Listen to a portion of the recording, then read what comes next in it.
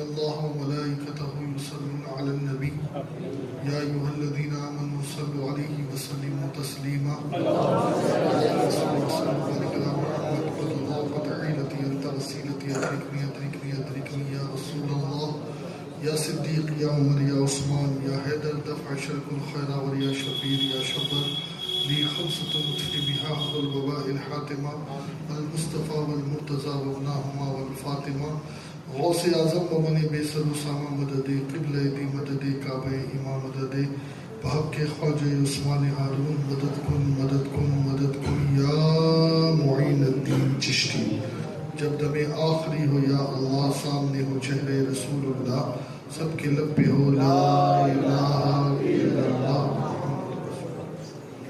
آپ سبھی لوگ کھڑے ہو جائیں اور جو اس طرف ہے وہ ذرا سامنے آ جائے اس طرف والے سامنے آ جائے یہ دری چھوڑ دیں اس دری پہ کوئی نہ بیٹھے آپ بھی آ جائیں سامنے پیچھے چلے جائیں تھوڑا پیچھے ہو جائے محمد وآلہ وسلم یہ اٹھ بیٹھ کا فائدہ یہ ہے کہ فرمایا گیا کہ اس درود کو اگر کوئی بیٹھ کر پڑھے تو کھڑے ہونے سے پہلے اور اگر کوئی کھڑے ہو کر پڑھے تو بیٹھنے سے پہلے اللہ اس کی مغفرت فرما دیتا ہے اللہ ہم سب کو آج کی اس محفل کے صدقے میں نجات عطا فرمائے مغفرت عطا فرمائے جہنم سے آزادی عطا فرمائے اور ہم سب کا مقدر جنت میں داخلہ عطا فرمائے نحمد و نصلی علی رسولہ الکریم اما بعد فاعوذ باللہ من الشیطان الرجیم ببرکت بسم اللہ الرحمن الرحیم ورفعنا لك ذکرک صدق اللہ مولانا العظیم اور یہ الصلاۃ والسلام علیک یا رسول اللہ الصلاۃ والسلام علیک یا حبیب اللہ الصلاۃ والسلام علیک یا نبی اللہ وعلی آلک واصحابک یا نور اللہ صلی اللہ تعالی علیہ وسلم میں یہ سوچ کر آیا تھا کہ محفل زمین پر ہوگی لیکن یہاں آیا تو پتہ چلا کہ زمین پر بھی نہیں پہلا منزلہ بھی نہیں دوسرا منزلہ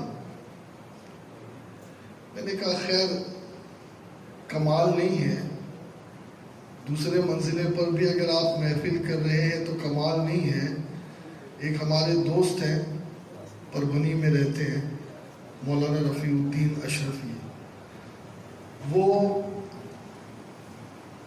فلائٹ میں اڑ رہے تھے اور اڑتے اڑتے حضرت غوث اعظم کی منقبت لکھ رہے تھے سبحان اللہ تو مقطع میں لکھتے ہیں تعجب کیا رفیع طیارے میں جو منقبت لکھی تعجب کیا رفیع طیارے میں جو منقبت لکھی فلک سے بھی بہت اونچی ہے رفعت غوث اعظم فلک سے بھی بہت اونچی ہے رفعت غوث اعظم کی اور آج ہم جس کا ذکر کرنے کے لیے جمع ہوئے ہیں وہ ذات کون ہے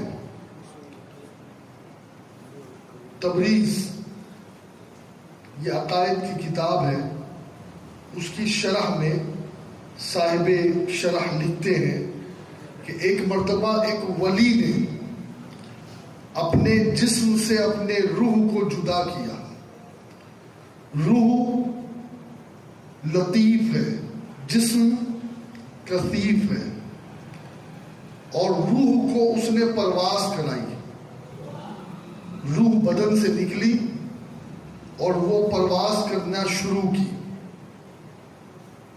پہلے آسمان پر پہنچ گئی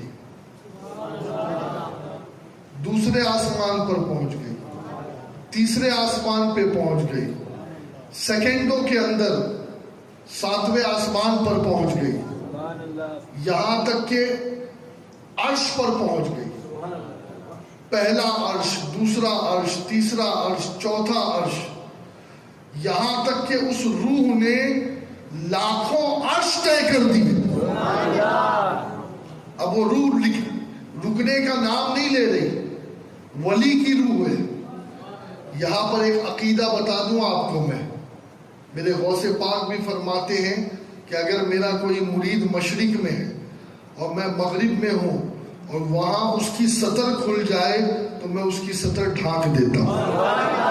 اور یہ عقیدہ قرآن سے بھی ہمیں ملتا ہے کہ جب حضرت سلیمان نے کہا کہ کون ہے جو اس سے پہلے تخت حاضر کرے، تو آصف بن برخیہ رضی اللہ تعالی عنہ جو ہے انہوں نے پلک جھپکنے سے پہلے وہ تخت جو یمن میں شہر سنا میں تھا اسے فلسطین میں مسجد اقصی میں پہنچا دیا، پلک جھپکنے سے پہلے. اور وہ تخت کوئی اتنا نہیں تھا موبائل کی طرح، ہاں یا آپ کا یہ 2 منزلہ کم پڑ جائے، اتنا بھاری بھڑکم وہ تخت تھا. لیکن یہ طاقت اللہ نے اپنے ولیوں کو دی ہے. اب یہاں تعجب کی بات یہ ہے کہ حضرت نوح علیہ السلام، حضرت سلیمان علیہ السلام یہ کام خود کیوں نہیں کر رہے ہیں؟ یہ اپنے ولی کو کیوں کہہ رہے ہیں؟ خود کیوں نہیں کر رہے ہیں؟ تو سلیمان بتانا چاہ رہے ہیں کہ ہمارے جو خادم ہیں نا اس کام کے لیے وہی کافی ہے. ہماری شان تو اور اونچی ہے، ہمارا مرتبہ تو اور اونچا ہے، ہمارے معجزے تو بہت اونچے ہیں. اور میں یہ کہتا ہوں کہ جب سلیمان کے خادم کی یہ شان ہے تو پھر حضور کی امت کے ولی غوث اعظم کی شان کیا ہو. اور جب سلیمان کی یہ شان ہے تو سلیمان کے آقا محمد رسول اللہ کی شان ہے کہ جن کے صدقے میں سلیمان کو بھی نبوت ملی ہے. اس نبی کی شان کیا ہوگی. خیر اب دوستو، بلکہ غوث پاک تو فرماتے نظرت الی بلاد اللہ جمعا کخردلۃ علی حکم اتصالی، کہ اللہ کے شہروں کو میں ایسے دیکھتا ہوں جیسے ہتھیلی پہ رائی کا دانہ ہے. کسی نے اعتراض کیا، کہا کہ عبد القادر تو کہتے ہیں کہ حضور کے اللہ کے شہروں کو میں ایسے دیکھتا ہوں جیسے ہتھیلی پہ رائی کا دانہ، اور میرے نبی فرماتے دنیا میرے آگے ایسی ہے جیسے ہتھیلی. یہ حدیث ہے، دنیا میرے آگے. تو کسی نے تقابل کیا، جاہلوں کو کام کچھ نہیں ہوتا تو وہ تقابل میں لگ جاتے. بھیا ولی کا نبی سے تقابل کبھی نہیں ہو سکتا، اور پھر سید الانبیاء سے تو کسی کا تقابل نہیں ہو سکتا. ہاں جس نے تقابل کرنے کی کوشش کی اس کی مت ماری گئی، سمجھ وہ پاگل ہو گیا، وہ ختم ہو گیا، اس سے بڑا کوئی خبتی نہیں ہے. اب آپ سنیں کہ علماء نے بڑا پیارا جواب دیا. علماء فرماتے بات یہ ہے کہ غوث پاک نے جو کہا نا کہ رائی کا دانہ، تو رائی کے دانے کے نعرہ تکبیر، نعرہ رسالت، نعرہ رسالت، نعرہ رسالت. تشریف ہے یعنی میں سوچ رہا تھا کہ محفل ادھوری ہے، اب الحمدللہ محفل پوری ہے، اس لیے کہ فیض یافتہ بارگاہ خلیفہ اعلیٰ حضرت، اعلیٰ حضرت کے خلیفہ نے جنہیں اپنی خدمت کے لیے منتخب کر رکھا ہے، یہ ایسی ویسی ہستی نہیں ہے، اللہ تعالیٰ انہیں سلامت رکھے. خیر تو اب عرض یہ کر رہا تھا میں کہ کسی نے کہا کہ غوث اعظم تو کہہ رہے ہیں کہ رائی کا دانہ، اور میرے نبی کہہ رہے ہیں کہ میں ایسے زمین کو دیکھتا ہوں جیسے ہتھیلی، تو کیا غوث پاک بڑے ہو گئے جو رائی کا دانہ کہہ رہے ہیں؟ تو جواب دینے والے نے کہا بھیا تو سمجھا ہی نہیں، رائی کے دانے کا وہ سرا جو نیچے ہوتا ہے وہ اوجھل ہوتا ہے، وہ اور ہتھیلی پہ کچھ اوجھل نہیں ہوتا. میرے نبی فرماتے ہیں نا کہ جب میں معراج کے لیے گیا تو اللہ نے اپنی شان کے مطابق اپنا دست قدرت میرے شانے پہ رکھا، تو آقا فرماتے ہیں کہ سب کچھ مجھ پر روشن ہو گیا، جو کچھ زمینوں میں تھا، جو کچھ آسمانوں میں تھا، میں نے سب جان لیا۔ اسی کو تو اعلیٰ حضرت کہتے اور کوئی غیب کیا تم سے نہا ہو بھلا، جب نہ خدا ہی چھپا تم پہ کرو۔ تو خیر میں اس ولی کی بات کر رہا تھا، اس ولی کی کہ جو ولی پرواز کر رہا تھا، پرواز کر رہا تھا۔ یہ عقیدے کی کتاب ہے، اہل سنت کی بہت بڑی کتاب ہے جس سے میں بیان کر رہا ہوں۔ پرواز کرتے کرتے پہلا آسمان، دوسرا آسمان، تیسرا آسمان، چوتھا آسمان، پانچواں آسمان، عرش، پہلا عرش، دوسرا عرش، لاکھوں عرشوں کا سفر طے کر دیا۔ اب ایک آواز آئی، کہاں کا ارادہ ہے؟ کوئی رک ہی نہیں رہا ہے، سفر ہی نہیں رک رہا، کہاں کا ارادہ ہے؟ تو روح نے جواب دیا، مولا اس مقام کو بوسہ دینا چاہتا جہاں معراج کی رات تو نے اپنے نبی کو اپنا دیدار کرایا اور جس جگہ نبی کے قدم لگے، بس اس کی زیارت کا آج اشتیاق ہے۔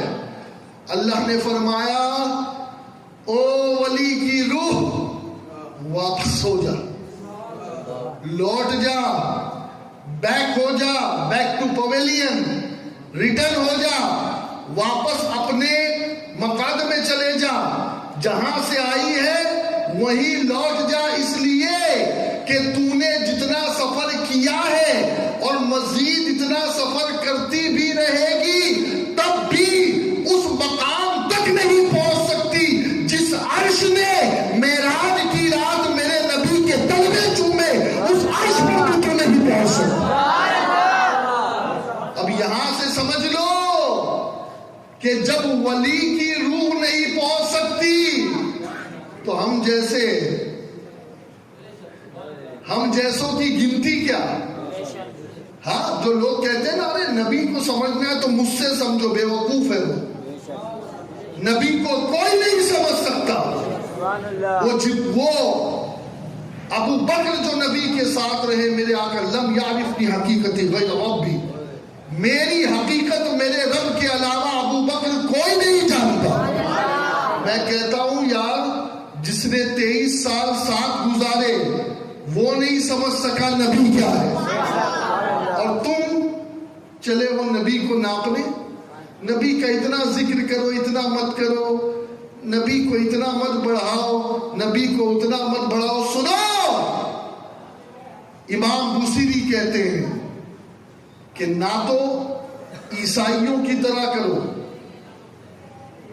نہ نبی کو خدا کے جیسا سمجھو، نہ نبی کو خدا کا بیٹا سمجھو، نہ نبی کو خدا کے جیسا سمجھو، اور نہ نبی کو خدا کا بیٹا سمجھو۔ اس کے علاوہ تم نبی کی جتنی چاہو تعریف کرو، کم ہے اتنی تعریف۔ یاد رکھے دوستو، ہم خدا نہیں کہتے، لیکن کیا کہتے ہیں؟ وہ خدا نہیں، بخدا نہیں، وہ مگر خدا سے جدا نہیں۔ وہ خدا نہیں، بخدا نہیں، وہ مگر خدا سے جدا نہیں۔ وہ ہے کیا مگر وہ ہے کیا نہیں، یہ محب حبیب کی بات ہے۔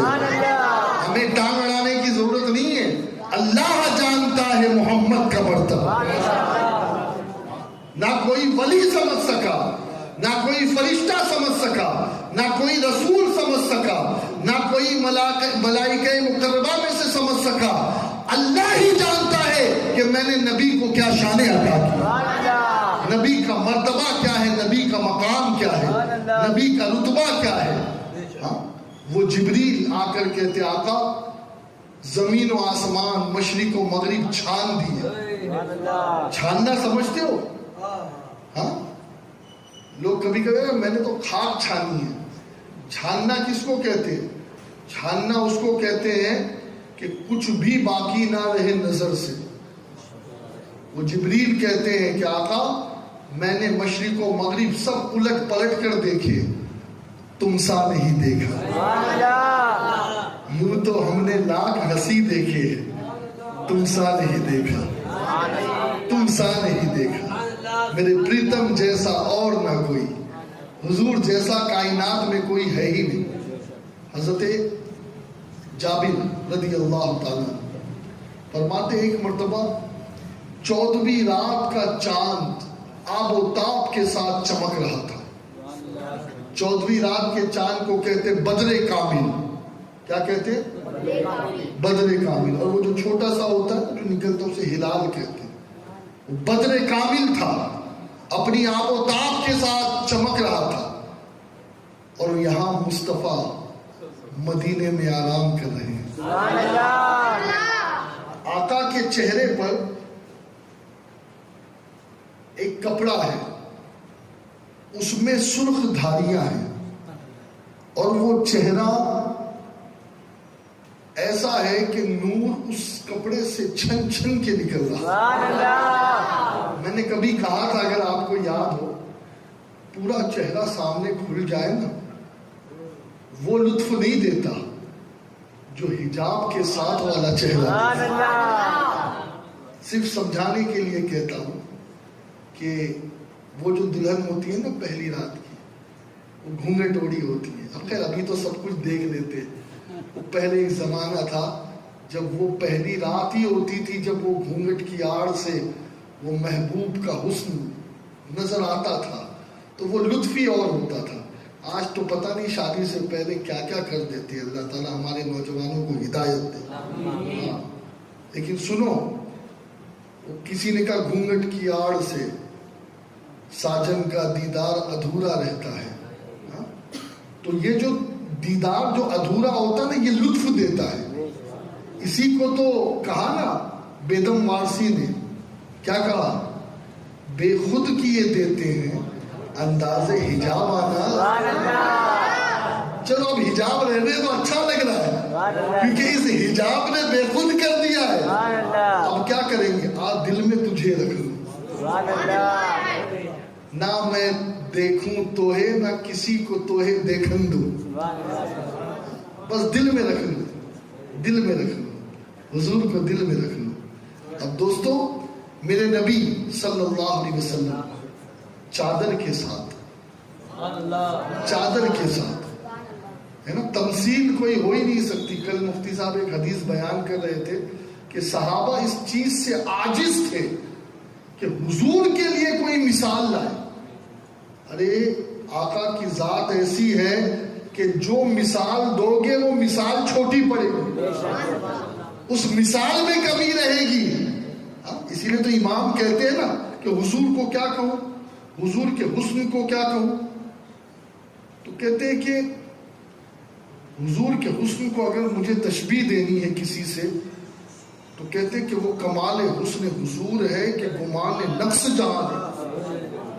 کہ میں اتنا کہہ سکتا ہوں کہ نقص کا تصور بھی نہیں کر سکتے آپ, میرے آقا کا کمال اتنا اعلیٰ ہے. نقص سمجھتے آپ, نقص کہتے کمی کو, خامی کو, عیب کو, ہے نا, کسی چیز کا مائنس ہونا.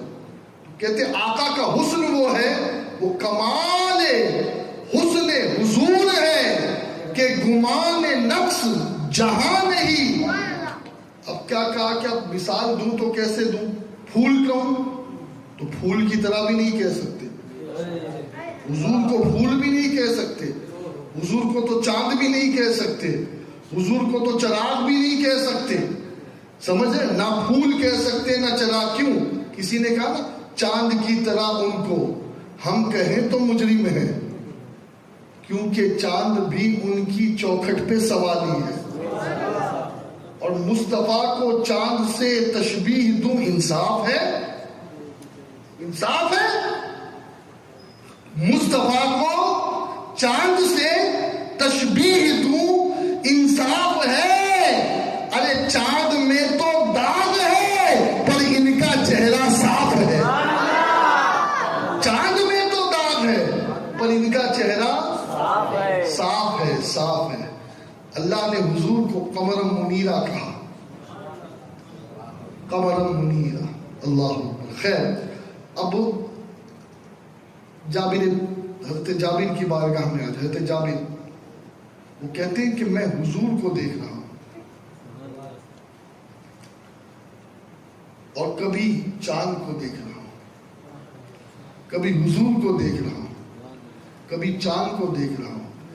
اب ترجمے تو بہت ہیں، لیکن وہ ترجمہ جو مفکر اسلام علامہ قمر الزمان اعظمی نے بیان کیا، بزرگوں کے جملے بڑے بھاری ہوتے ہیں، اللہ ان کے سائے کو ہمارے سروں پہ قائم رکھے۔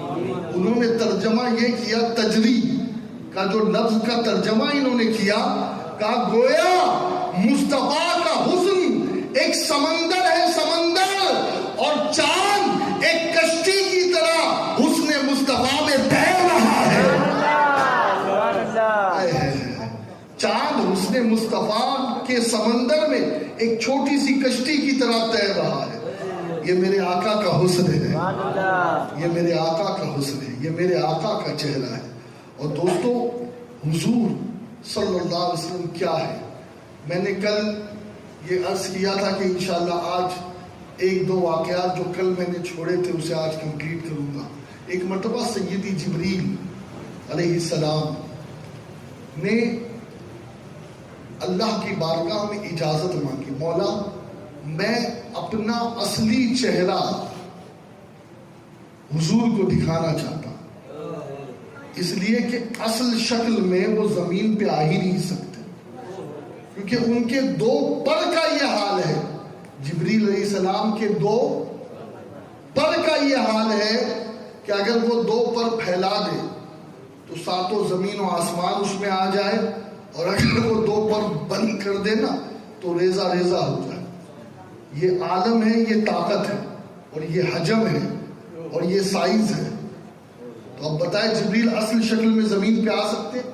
یہ زمین تو چھوٹی ہے، ان کی جسامت کے اعتبار سے زمین چھوٹی ہے۔ خیر، لیکن سنیں جبریل بھی کیا ہے؟ ایک مرتبہ مولا علی کے سامنے آ گئے اور کہنے لگے، علی تمہیں بڑا علم ہے تو ذرا مجھے بتائیں اس وقت جبریل کہاں ہے؟ اس وقت جبریل کہاں ہے؟ اس وقت جبریل کہاں ہے؟ مولا علی نے اپنی نگاہ ولایت دوڑائی ہے۔ علی کی ولایت کا صدقہ اللہ ہمیں عطا فرمائے۔ علی کی ولایت اتنی عظیم ہے، اتنی عظیم ہے کہ جب علی پیدا نہیں ہوئے تھے اس سے پہلے بھی آدم کی اولاد میں جو ولی بنا ہے اسے مولا علی کی روح نے فیض دیا۔ ہاں، اسے مولا علی کی، اور علی کا ذکر کیا کرو۔ کبھی کوئی محفل علی کے ذکر کے بغیر مکمل ہو ہی نہیں سکتی۔ یہ نبی کے وصی ہے، یہ نبی کے قریبی ہے، یہ چوتھے خلیفہ ہے۔ یہ وہ ہیں کہ نبی پاک فرماتے کہ میں اور علی ایک ہی درخت کی دو ٹہنیوں میں اس کا نام ہے، دو ٹہنیاں۔ اللہ اکبر۔ مولا علی کرم اللہ وجہہ الکریم نے کہا، نگاہ ولایت دوڑائی آسمانوں پہ، زمینوں پہ، مشرق و مغرب، کہا اس وقت جبریل تو نہ زمین پر ہے، نہ زمین کے نیچے ہے، نہ آسمانوں پر ہے، نہ سدرا پر ہے۔ بولو سبحان اللہ۔ میں آپ کو نگاہ علی کی بات بتا رہا ہوں، نگاہ علی کی بات بتا رہا ہوں۔ لوگ نبیوں کی بات کرتے ہیں، نبی دیکھ سکتے ہیں یا نہیں؟ نبی دیکھ سکتے ہیں یا نہیں؟ بے وقوفو، یہ علی کی نگاہ ہے جو مدینے میں کھڑے رہ کر سدرا کو دیکھ لے۔ کہا جبریل کہیں نہیں، تو اس کا مطلب یہ کہ تم ہی جبریل ہو، تم ہی جبریل ہو۔ خیر، میں جلدی آگے بڑھوں، بات ختم کروں۔ آقا علیہ الصلوۃ والتسلیم نے سے جبریل نے اجازت مانگی، اللہ سے اجازت مانگی کہ میں اپنی اصل شکل یا رسول اللہ آپ کو دکھانا چاہتا ہوں۔ اب دیکھیے بات کیا ہے معلوم ہے؟ بات صرف اتنی ہے کہ کوئی شاگرد جب پڑھ لکھ کر کے کچھ بن جاتا ہے نا تو اس کی تمنا یہ ہوتی ہے کہ میں استاد کو بھی اپنا کمال دکھاؤں۔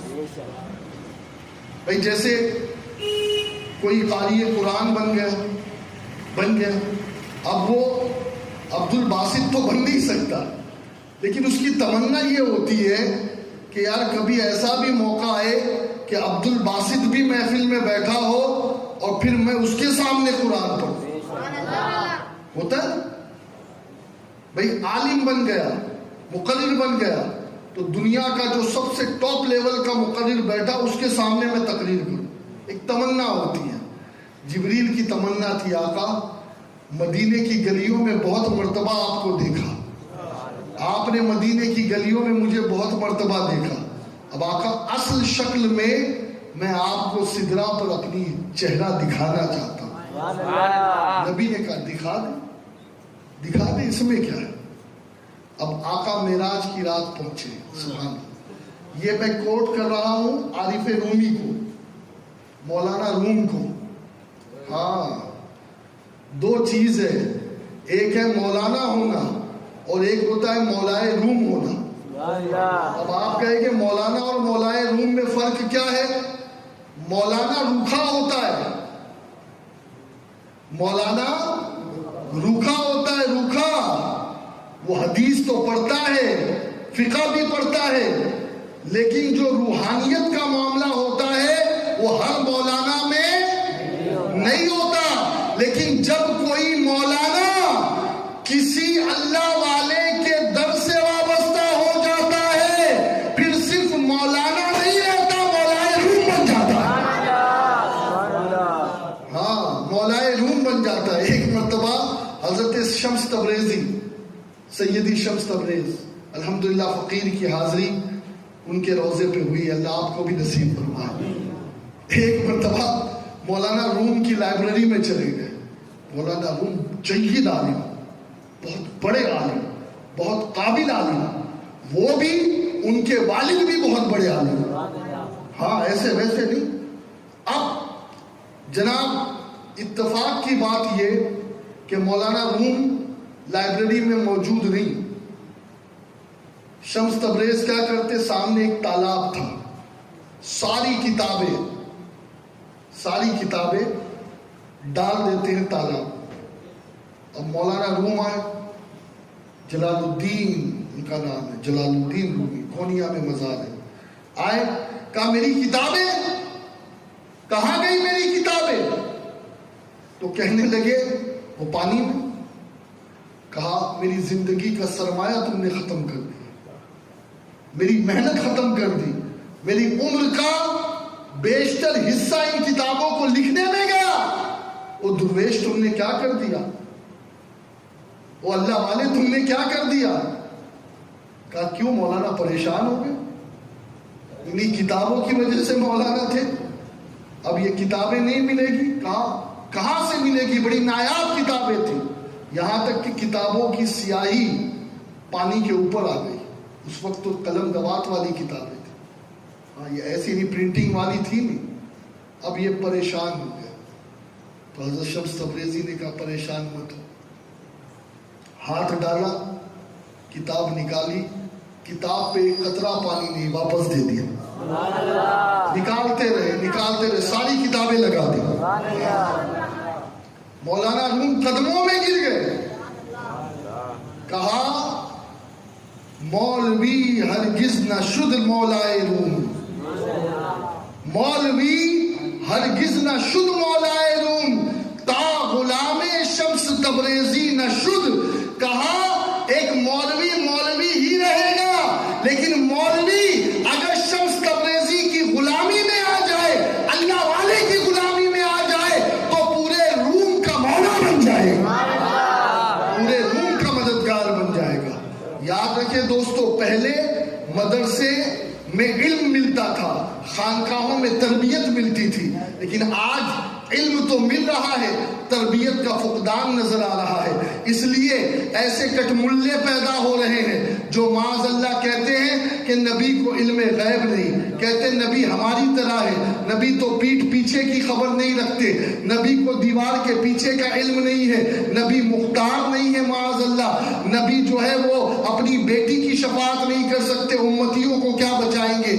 یاد رکھیں یہ جب اللہ والوں کا فیض ملتا ہے تب جا کر کے دل کی دنیا روشن ہوتی ہے، دل کے دریچے کھلتے ہیں اور پھر عرفان کا فیضان اس پر جاری ہوتا ہے. خیر مولا علی کی بات کر رہا تھا، پھر آ جائے حضرت جبریل علیہ السلام پر. بس یہ آخری بات ہے، یہ بات کر کے گفتگو کو ختم کروں کیونکہ مجھے آج کی رات آپ کو جگانا نہیں ہے، چونکہ جاگنے والی رات تو کل کی ہے. ہاں اور انشاءاللہ جس کو مقدر جگانے ہیں نا وہ کل کی رات انشاءاللہ غفلت میں نہیں گزارے گا. مولائے روم کی بات ہوئی مکمل. جبریل نے کہا آقا جب معراج میں آئے تو میں اپنی اصل شکل میں، آقا گئے معراج میں، وہ سرور کشور رسالت جو عرش پہ جلوہ گر ہوئے تھے، نئے نرالے طرب کے ساما عرب کے مہمان کے لیے تھے. بہار ہے شادیاں مبارک، چمن کو آبادیاں مبارک، فلک ملک اپنی اپنی لے میں یہ گھر انا جن کا بولتے تھے. وہاں فلک پہ یہاں زمین میں مچی تھی دھومی، مچی تھی شادی، رچی تھی شادی، مچے تھی دھومے. ادھر سے انوار ہنستے آتے، ادھر سے نفحات اٹھ رہے تھے. تبارک اللہ شان تیری، تجھی کو زیبا ہے بے نیازی. کہیں تو وہ جوش لنترانی، کہیں تقاضے وصال کے تھے. وہی ہے اول، وہی ہے آخر، وہی ہے باطن، وہی ہے ظاہر. اسی کے جلوے، اسی سے ملنے، اسی سے اس کی طرف گئے تھے. حجاب اٹھنے میں لاکھوں پردے، ہر ایک پردے میں لاکھوں جلوے. عجب گھڑی تھی کہ وصل و فرقت جنم کے بچھڑے گلے ملے تھے. کمانے انکا کے جھوٹے نکتوں، تم اول آخر کی پھیر میں ہو. محیط کی چال سے تو پوچھو کدھر سے آئے کدھر گئے تھے. بڑے محمد قریب و احمد، قریب آسر بڑے ممجد. نثار جاؤں یہ کیا سما تھا، یہ کیا مزے تھے، یہ کیا ندا تھی، یہ کیا مزے تھے. اور نبی رحمت شفیع امت جو ہم بھی وہاں ہوتے خاک گلشن، لپٹ کے قدموں سے لیتے اترن. مگر کرے کیا نصیب میں تو یہ نامرادی کے دن لکھے تھے. مگر کرے کیا نصیب. اتار کے ان کے رخ کا صدقہ وہ نور کا بٹ رہا تھا باڑا کہ چاند سورج مچل مچل کر جبی کی خیرات مانگتے تھے. کہ چاند اور بچا جو طلبوں کا ان کے دھول. بولو سبحان اللہ. میں اکثر کہتا ہوں اور شاعروں کے شعر پر سبحان اللہ کہنے میں سوچنا، لیکن اعلیٰ حضرت کے شعر میں بس سوچنا. اعلیٰ حضرت ہے یہ نا. بچا جو طلبوں کا ان کے دھون، بنا وہ جنت کا رنگ و روغن. جنہوں نے دولہے کی پائی اترن، وہ پھول گلزار قدس کے تھے. اب جبریل حضور کے سامنے ہے اصل شکل میں، اصل شکل میں 600 پروں کے ساتھ اصل صورت میں. بھئی کیا کیفیت ہوگی، کیا حالت ہوگی. صرف سمجھانے کے لیے، سمجھانے کے لیے ہم سب بیٹھے ہیں. کوئی جائنٹ آ جائے، ماشاءاللہ اس مسجد میں جنات بڑے ہیں. اللہ جتنے بھی جنات جو نبی کے عاشق ہیں انہیں سلامت رکھے. ہم بھی ان کو دعائیں دیتے ہیں، وہ بھی دیتے ہیں ان کو دعائیں الحمدللہ. تو سنیں، اب کوئی اچانک سامنے آ جائے تو بھئی ایک 5 فٹ کا آدمی 15 فٹ کو دیکھے گا تو جھیپ جائے گا، نیندیں بھاگ جائے گی، آنکھ کھل جائے گی، کچھ تو ہوگا نا. شوق ہو جاتا ہے نا آدمی، اچانک کوئی آ گیا سامنے. ہوتا ہے نا. اللہ بلا تمثیل، بلا تمثیل. وہ جبریل 600 پروں کے ساتھ، کتنے پروں کے ساتھ؟ 600. ہاں 600 پروں کے ساتھ، 600 پروں کے ساتھ. اور 2 پر کی کیفیت میں بتا چکا ہوں. 2 پر کا یہ حال ہے، ایسے 600 پر ہے. ان 600 پروں کے ساتھ میرے نبی کے سامنے براجمان عند السدرۃ المنتہی، سامنے، لیکن نہ میرے نبی کی پلک جھپکی، نہ میرے نبی چونکے، نہ میرے نبی کے ماتھے پہ شکن آیا، نہ میرے نبی گھبرائے، نہ میرے نبی ڈرے، نہ میرے نبی پیچھے ہٹے، اور نہ میرے نبی نے کوئی ریئیکشن دیا. حضور مسکرائے، مسکرائے.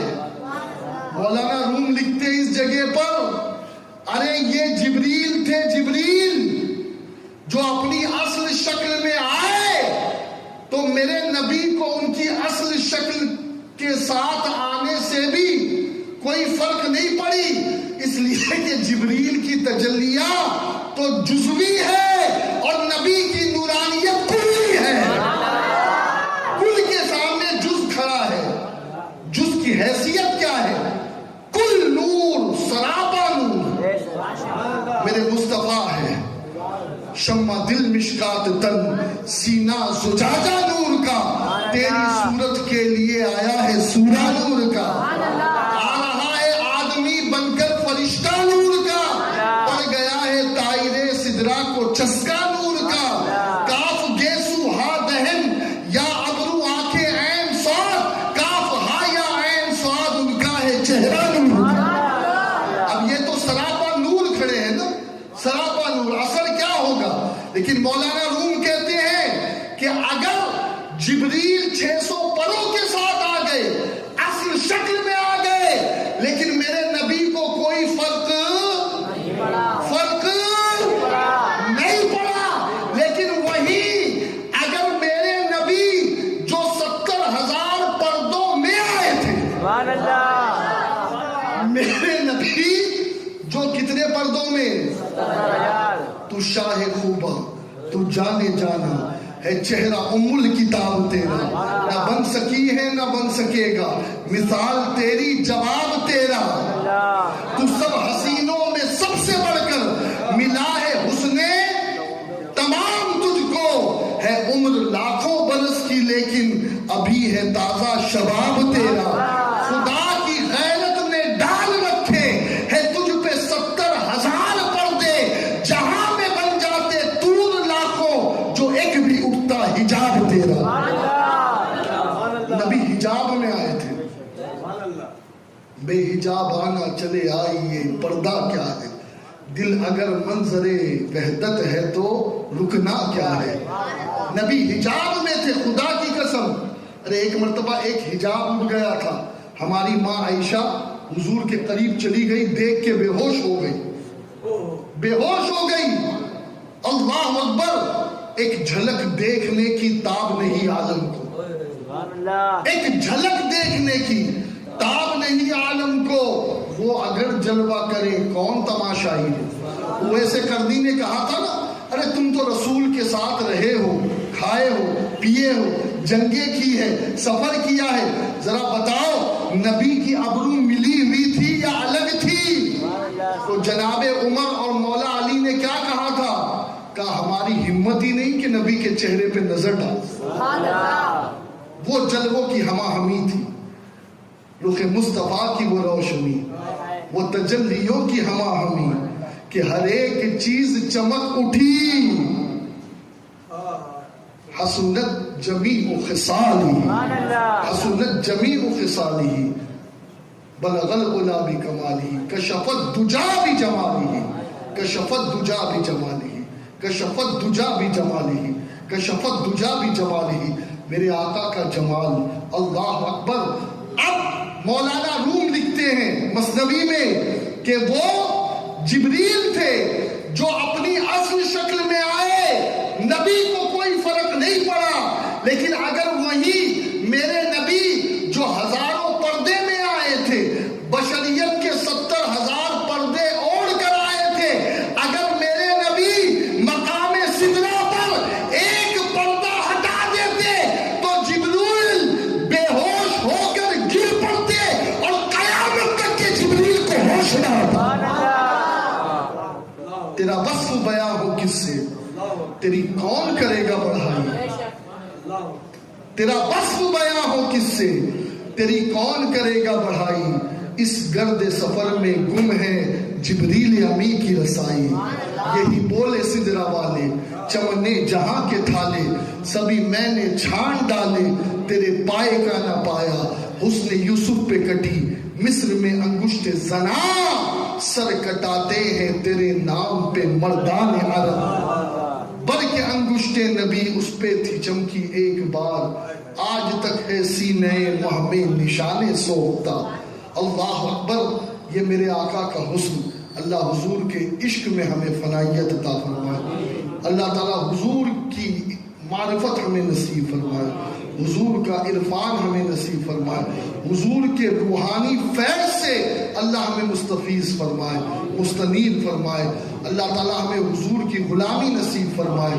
اللہ ہمیں علم نافع عطا فرمائے اللہ وہ علم نہ دے جس علم نے شیطان کو جہنمی بنا دیا اللہ ہمیں وہ علم دے جو علم ابو بکر کو ملا جو عمر کو ملا جو عثمان کو ملا اللہ مولا علی کے علم کا صدقہ ہمیں عطا فرمائے اہل بیت اطہار کے علوم کا ہمیں صدقہ عطا فرمائے اور حضور کے عشق میں ہمیں اور ہماری آنے والی نسلوں کو مچلنے کی توفیق دے حضور کے عشق میں تڑپنے کی توفیق دے اللہ ہماری نیندیں اڑا دے ایسا عشق دے کہ حضور کے عشق میں کھانا بھول جائے حضور کی یاد میں پینا بھول جائے حضور کے عشق میں دنیا بھول جائے ایسا گما دے ان کی ولا میں خدا ہمیں ایسا گما دے ان کی ولا میں خدا ہمیں ڈھونڈا کرے پر اپنی خبر کو خبر نہ ڈھونڈا کرے پر اپنی خبر کو خبر نہ ہو اللہ حضور کی محبت ہمارا مقدر فرمائے حضور کا عشق ہمارا مقدر فرمائے اور بس